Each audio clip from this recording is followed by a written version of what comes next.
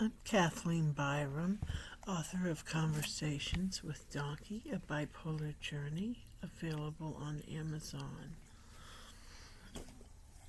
I'd like to talk today about what it feels like to be bipolar. Now, that's a statement or a question that is a little hard to come up with any kind of answer unless I just give you examples of things from my life. And so that's what I'm going to do. I'm going to try to think of things that express the feeling that one has when one is bipolar. Now, I have heard that for a lot of bipolar people there is irritability. I don't recall much irritability, but I will tell you one time I did get irritable, and it was very strange. And that was when I was at the hospital. I had gone, this was December 2012, and I had gone and done some weird stuff, and my parents called the doctor, and they said to call the police. So the police said I could ride with my parents to the ER, and that's what I did. When we got there, I was taken and put on a gurney, which I sat on, and begged my mother not to let them take me away. I was irritable because something happened. The doctor was a very nice Indian lady. Indian, like from India, I mean, of course. And she was a lovely lady, and she was expressing her concern for me, and I think she touched me. And when she touched me, I got this feeling of distrust. And I don't know why, but without even thinking, I didn't have to think about it. Usually I have to think about it if I'm going to be snappy with someone. But I didn't even think about it. It just came out of my mouth, "Don't touch me." And I was nervous about her, and she was like, "Okay." At which I didn't think was terribly professional the way she responded, but that's beside the point, probably. Anyway, I begged my mother to let me come back home, and I ended up coming back home. The aide said he'd never seen anything like it. But that was a time that I was irritable. And I got irritable one time in the hospital. I don't know, I wish I could remember what happened that caused it. But it may have been fear because they weren't going to give me a medicine or do something that was important. It may have been something like that, and I got irritable. And I could tell immediately that it was the wrong thing to do. You don't want to get irritable with a nurse when you're in a psych ward. You want to stay nice and calm. So that was another time I got irritable. And I remember being irritable about the man across the street who was pounding his music.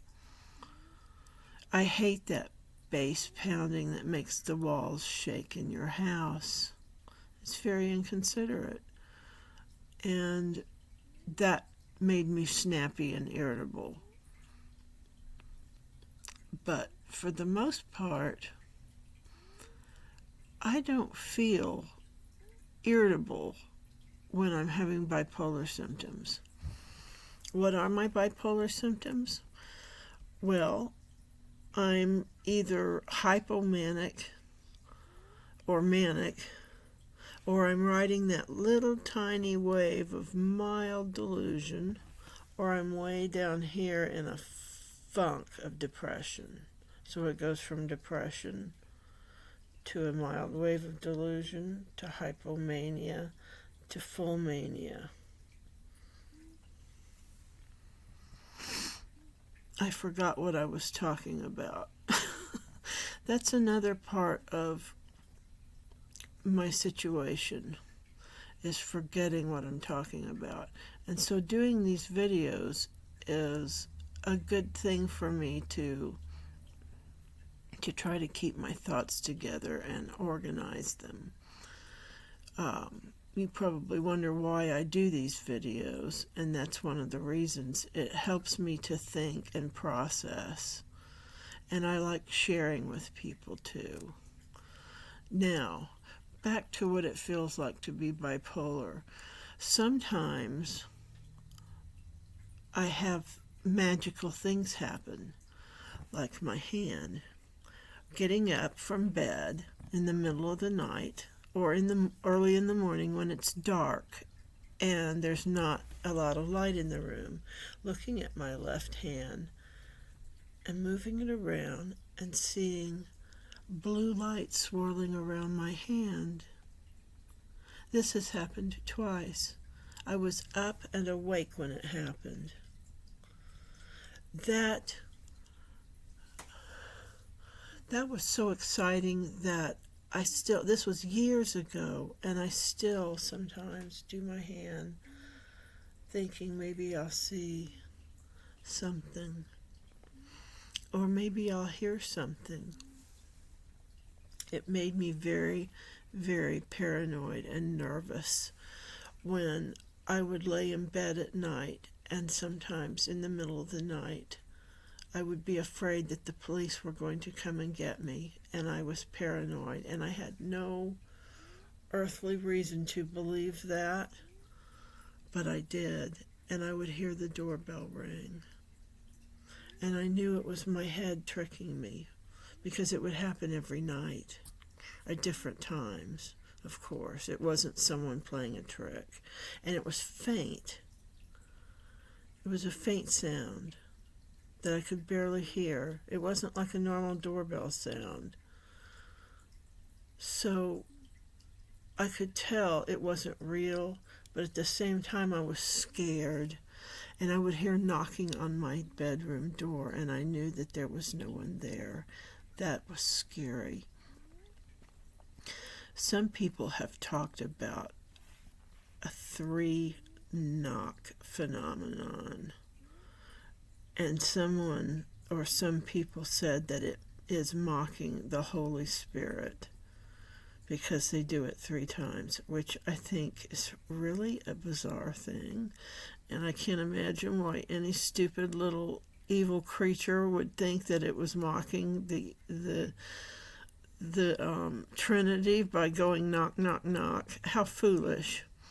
Anyway, it's 8:28 now, and I need to get off here because I know that you guys get bored easily. And I'd like to say thank you for listening. And if you have any questions, please put them below. I love to answer questions. And like and subscribe, please. Thank you for listening. Bye-bye.